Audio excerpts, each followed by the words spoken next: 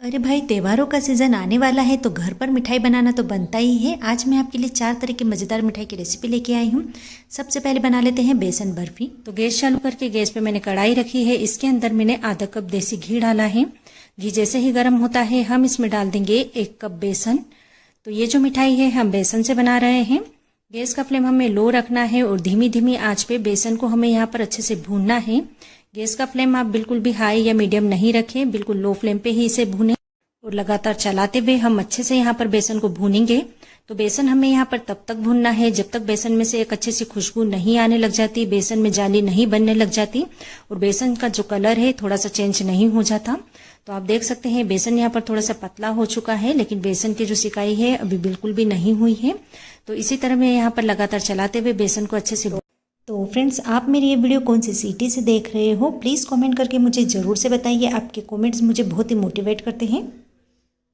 तो अब आप देख सकते हैं थोड़ा सा यहाँ पर कलर आ चुका है, लेकिन हमें इसका जो कलर है थोड़ा सा और डार्क सा चाहिए। हमें इसका जो कलर है थोड़ा सा डार्क ब्राउन सा चाहिए, ताकि जो मिठाई है खाने में मुंह में चिपके नहीं, यानी बेसन की जो भुनाई है बहुत ही अच्छे से हो जाए।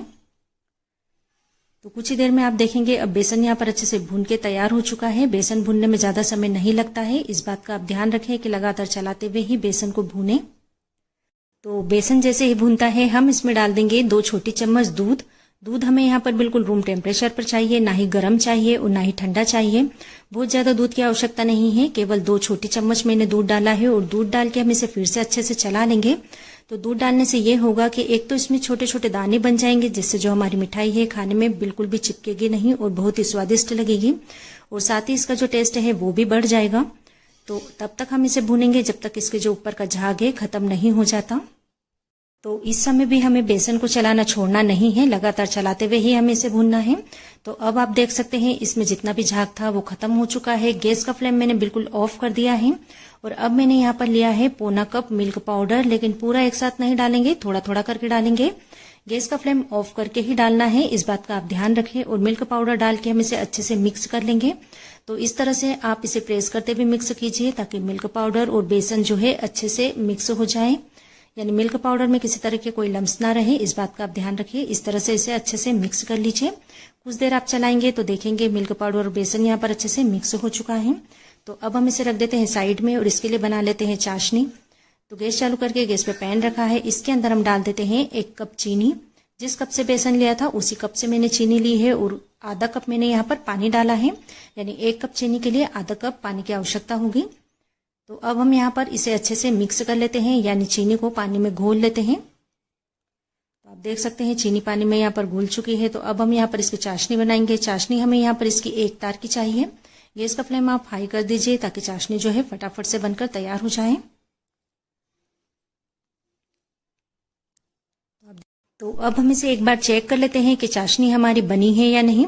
तो उंगली और अंगूठे के बीच में हम इस तरह से लेके देखेंगे। आप देखेंगे यहाँ पर एक बरोबर सा तार बन रहा है, बस इसी तरह की चाशनी चाहिए, यानी बिल्कुल 1 तार वाली चाशनी होना चाहिए।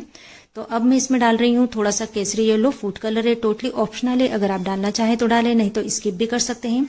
इसी के साथ मैंने यहाँ पर आधी चम्मच इलायची का पाउडर लिया है, इसे भी इसमें अच्छे से मिक्स कर दिया है। तो अब हम गैस का फ्लेम बिल्कुल ऑफ कर देंगे। चाशनी बनकर बिल्कुल हमारी यहाँ पर तैयार हो चुकी है। अब इस चाशनी को उठा के हम डाल देते हैं बेसन और मिल्क पाउडर वाली कढ़ाई में। तो गैस हमें चालू नहीं करना है, गैस हमें बंद ही रखना है और इन सभी चीजों को अच्छे से मिक्स करना है। तो कुछ देर आप इसे इसी तरह से चलाते हुए अच्छे से मिक्स कीजिए, ताकि सभी चीजें आपस में अच्छे से मिक्स हो जाएं। तो फ्रेंड्स, अगर आप पसंद करते हैं तो इस समय यहाँ पर आप कुछ ड्राई फ्रूट्स भी डाल सकते हैं, लेकिन मैंने यहाँ पर नहीं डाला है। तो इसे अच्छे से चलाते हुए मिक्स कर लेती हूँ और तब तक मिक्स करेंगे जब तक ये कढ़ाई छोड़ने नहीं लग जाता। तो आप देख सकते हैं कुछ ही देर में ये कढ़ाई छोड़ने लगा है, लेकिन ये पूरी तरह से ठंडा नहीं हुआ है, ये गर्म ही है। तो अब हम इसे डाल देते हैं किसी चिकनाई लगी हुई ट्रे में। अगर आपके पास ट्रे नहीं है तो आप थाली का भी यूज कर सकते हैं या कोई प्लेट ले लीजिए। तो फ्रेंड्स, है ना इस मिठाई को बनाना बहुत ही आसान, और ये जो मिठाई है ना आपको 4 मिठाई का स्वाद एक साथ देने वाली है, यानी सोहन पपड़ी, बेसन बर्फी, बेसन के लड्डू और मोहन थाल, सभी का स्वाद आएगा आपको इस मिठाई में। इसे आप एक बार जरूर से ट्राई कीजिए, सभी को पसंद आने वाली मिठाई है। तो अब मैं इसे थोड़ा सा सेट कर देती हूँ ताकि ये बिल्कुल इक्वल सी हो जाए। और अब मैं इसके ऊपर डाल रही हूँ थोड़े से ड्राई फ्रूट्स। आप अपनी मनपसंद के कोई से भी डाल दीजिए। और अब हम इसे अच्छे से सेट होने देते हैं लगभग 20 मिनट के लिए। अगर आपको जल्दी है तो फ्रिज में रख दीजिए, 10 मिनट में अच्छे से सेट हो जाएगी। तो आप देख सकते हैं ये जो मिठाई है बहुत ही अच्छे से सेट हो चुकी है। इसे सेट होने में लगभग 20 मिनट का समय लगा है। तो अब हम इसे कर लेते हैं कट। तो देखा ना फ्रेंड्स आपने कितने अच्छे से ये कट हो रहे हैं, यानी ये जो बर्फी है ना चाकू पे बिल्कुल भी नहीं लग रही है। यहाँ पर मैंने इसके बराबर साइज के पीस रखे हैं। तो अब हम इसे कर देते हैं साइड में और इसके निकाल लेते हैं बिल्कुल इक्वल साइज के पीस। तो फ्रेंड्स आज की ये रेसिपी आपको कैसी लगी कमेंट में ज़रूर से बताइए। तो चलिए फ्रेंड्स बिना मावे से हम हमारी दूसरी मिठाई बना लेते हैं। और इस मिठाई को मैंने बनाया है गेहूं के आटे से। बहुत ही हेल्थी और बहुत ही टेस्टी है। तो इसे बनाने के लिए गैस चालू करके गैस पे कढ़ाई रखी है। इसके अंदर हम डाल देते हैं 1.5 कप गेहूं का आटा। गेहूं के आटे को एक बार मैंने यहाँ पर छान लिया है। तो गेहूं के आटे को हम यहाँ पर कुछ देर चला लेंगे। गेहूं के आटे को हमें यहाँ पर अच्छे से भूनना है, लेकिन भूनने के लिए हम यूज़ करेंगे देसी घी। तो मैंने यहाँ पर 1.5 कप गेहूं का आटा लिया है। तो इसके लिए मैं यहाँ पर घी का यूज़ करूँगी पौना कप यानी 3/4 कप। तो सभी घी एक साथ नहीं डालेंगे। अभी मैंने यहाँ पर आधा घी डाला है और आधा मैंने रोक के रखा हुआ है। गैस का फ्लेम हमें बिल्कुल लो रखना है और लगातार चलाते हुए गेहूं के आटे को हम यहाँ पर अच्छे से भून लेंगे। तो हमें यहाँ पर गेहूं का आटा जब तक भूनना है जब तक इसमें से एक अच्छी सी खुशबू नहीं आ जाती। तो देखिए आटे को मैं घी में अच्छे से मिक्स कर लेती हूँ। तो फ्रेंड्स ये जो मिठाई है बहुत ही स्वादिष्ट बनती है और बनाना बहुत ही आसान है।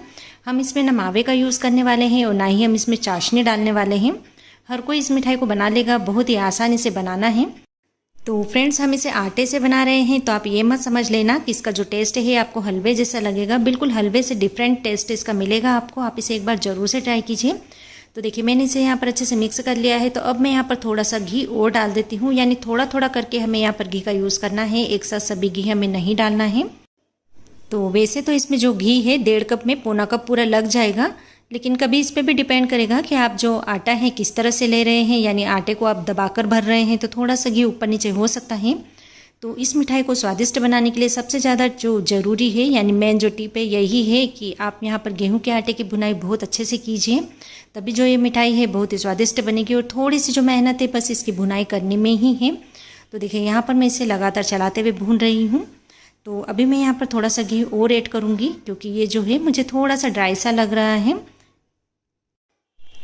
तो देखिए थोड़ा घी मैंने यहाँ पर और डाल दिया है और थोड़ा सा मैंने 1 चम्मच के आसपास घी अभी रख रखा है, यानी सभी मैंने घी अभी यहाँ पर नहीं डाला है। तो बस इसी तरह से हमें यहाँ पर थोड़ा थोड़ा घी डाल के इसे अच्छे से भूनते रहना है। अब आप देखेंगे इसकी जो भुनाई है बहुत अच्छे से होने लगी है।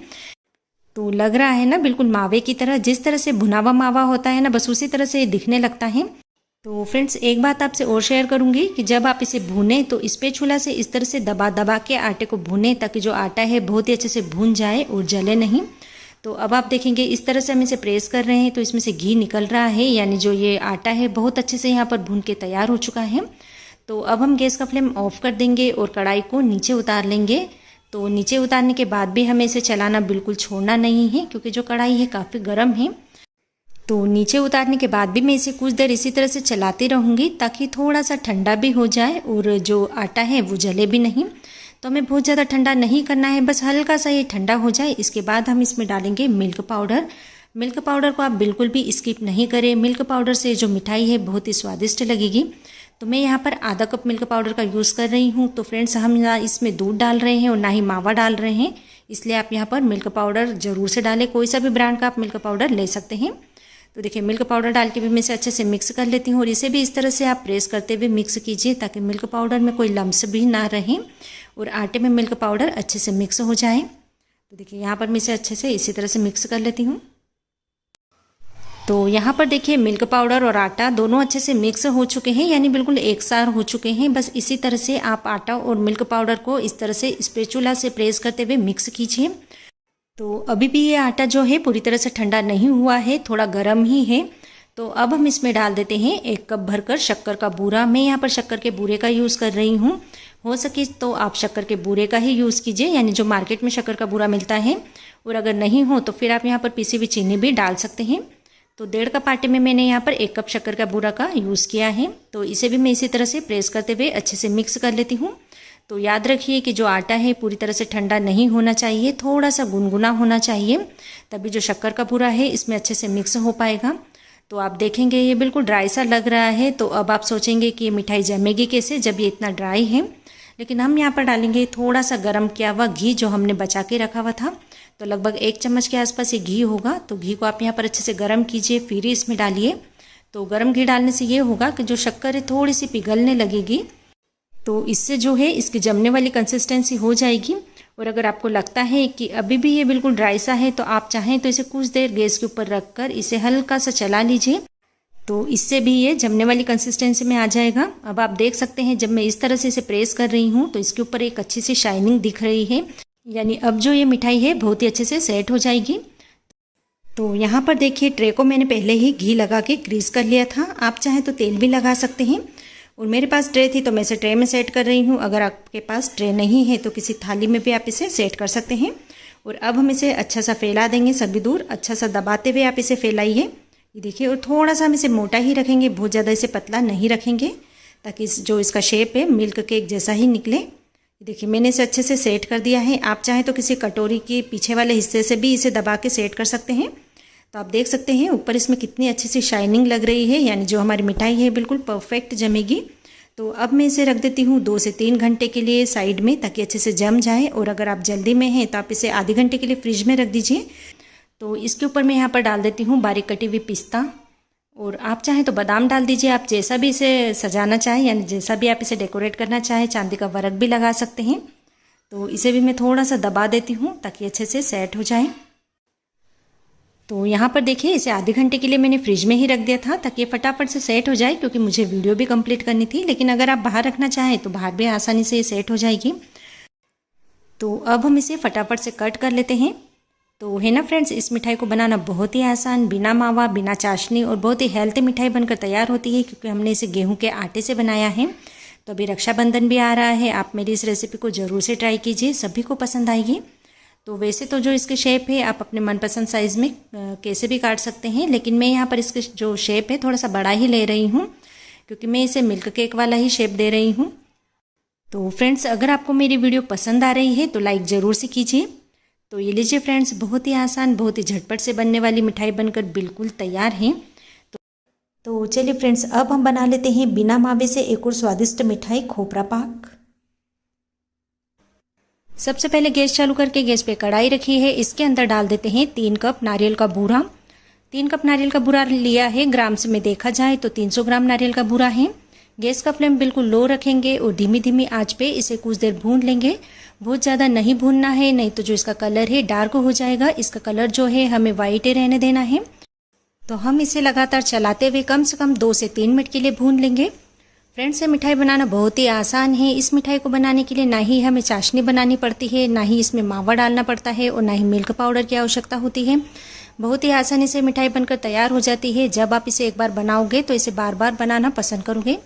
तो ये देखिए फ्रेंड्स, 2 से 3 मिनट हो चुके हैं। मैंने यहाँ पर इसे अच्छे से भून लिया है और ये अच्छे से गर्म हो चुका है, लेकिन इसका जो कलर है बिल्कुल भी चेंज नहीं हुआ है। तो अब मैं इसमें डाल देती हूँ 1.25 कप चीनी, यानी 2 कप में से मैंने थोड़ी सी चीनी अलग कर ली है। मान के चलिए आप बरोबर ये 1.25 कप चीनी है। लेकिन अगर आप यहाँ पर ज़्यादा मीठा पसंद करते हैं तो आप यहाँ पर पूरे 2 कप चीनी का भी यूज़ कर सकते हैं। तो चीनी और नारियल का जो बूरा है इसे मैंने यहाँ पर अच्छे से मिक्स कर लिया है। अब मैंने यहाँ पर डाला है आधा कप दूध, और इसी के साथ हम डाल देते हैं आधा कप मलाई। तो मलाई डाल के भी इसे अच्छे से मिक्स कर लेते हैं। गैस का फ्लेम इस समय भी हम बिल्कुल लो रखेंगे और लगातार चलाते हुए इन सभी चीज़ों को अच्छे से मिक्स कर लेंगे, ताकि जो चीनी है जल्दी से घुल जाए। तो जैसे जैसे आप इसे मिक्स करते जाएंगे आप ये देखेंगे कि ये थोड़ा पतला होने लगा है, लेकिन हमें इसे चलाना छोड़ना नहीं है, लगातार ही इसे चलाना है। तो फ्रेंड्स, मलाई डालने से ये होता है कि एक तो ये मावे का भी काम कर देती है और इसका स्वाद भी बहुत ही अच्छा आता है, यानी बाजार से हमें कुछ भी नहीं लाना पड़ता है, घर पे रखे हुए सामान से ही ये मिठाई बनकर तैयार हो जाती है। अब आप ये देख सकते हैं ये थोड़ा गीला सा हो चुका है। तो अब हम इसे फिर से अच्छे से भूनेंगे, और तब तक भूनेंगे जब तक ये बिल्कुल कढ़ाई नहीं छोड़ने लग जाता और जमने वाली कंसिस्टेंसी इसकी नहीं हो जाती। तो इसे भूनने में लगभग 5 से 6 मिनट का समय लग सकता है। आप इसे लगातार चलाते हुए ही भूनें।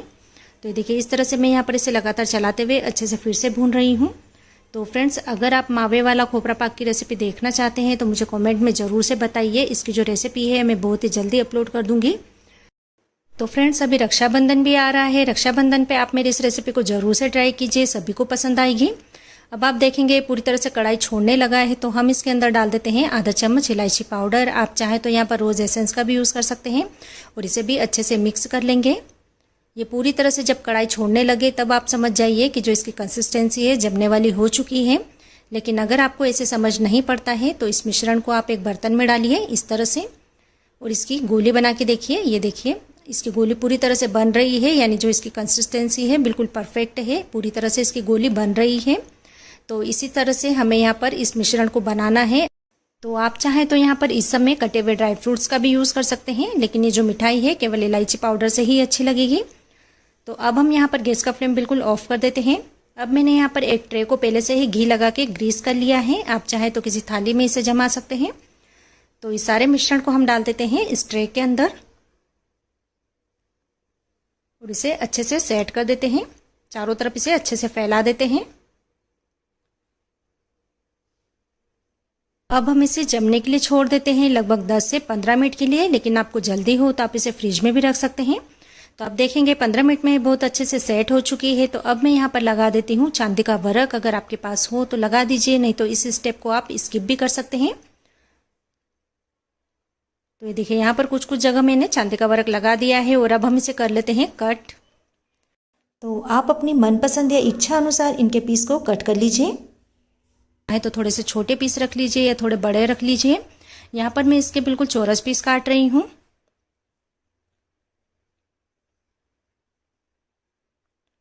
और अब हम इसे निकाल लेते हैं ट्रे में से बाहर। तो आप देखेंगे कितनी आसानी से ये मिठाई बाहर निकल रही है।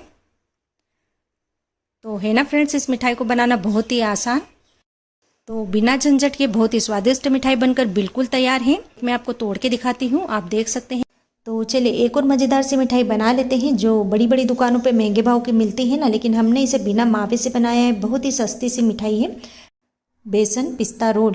तो चलिए बनाना शुरू करते हैं। तो इसे बनाने के लिए गैस चालू करके गैस पे पैन रखा है। इसके अंदर मैंने आधा कप मेल्टेड घी डाला है। घी हमारा जैसे ही गर्म होता है हम इसके अंदर डाल देते हैं 1.5 कप बेसन और चलाते हुए बेसन को हम यहाँ पर भून लेंगे। तो इसके लिए हमें यहाँ पर दानेदार बेसन की ज़रूरत नहीं है, हमें जो नॉर्मल बेसन होता है बस वही बेसन चाहिए। तो गैस का फ्लेम लो रखेंगे और धीमी धीमी आँच पे बेसन को यहाँ पर अच्छे से भूनेंगे। तो इस मिठाई को स्वादिष्ट बनाने के लिए सबसे ज़्यादा यहाँ पर ज़रूरत है बेसन की अच्छे से भुनाई हो। तो हमें हाई फ्लेम बिल्कुल नहीं करना है और धीमी धीमी आंच पे बेसन को अच्छे से भूनना है। तो अभी आपको यहाँ पर ये थोड़ा सा टाइट लग रहा होगा, लेकिन जैसे जैसे बेसन की भुनाई होगी ये थोड़ा सा लूज होने लगेगा। तो इसे भूनने के लिए आपको 15 से 20 मिनट का समय लग सकता है, क्योंकि हमें इसे लो फ्लेम पे ही भूनना है। अब आप देख सकते हैं ये थोड़ा सा लूज हो चुका है, लेकिन कुछ देर हम इसे और भूनेंगे जब तक इसमें से एक अच्छी सी खुशबू नहीं आ जाती और इसका जो कलर है बहुत ही सुंदर सा नहीं आ जाता। तो मैं इसे लगातार चलाते हुए ही भून रही हूँ। फ्रेंड्स, बहुत ही फटाफट से मिठाई बन जाती है और साथ ही आप इसे स्टोर कर कई दिनों तक रख भी सकते हैं। बहुत ही लंबे समय तक ये खराब नहीं होती है। तो अब आप देखेंगे बेसन की भुनाई यहाँ पर बहुत अच्छे से हो चुकी है, बहुत ही अच्छी से इसमें खुशबू आ रही है। बस इस स्टेज पे अब हम गैस का फ्लेम ऑफ कर देंगे, नहीं तो बेसन जो है जलने लगेगा।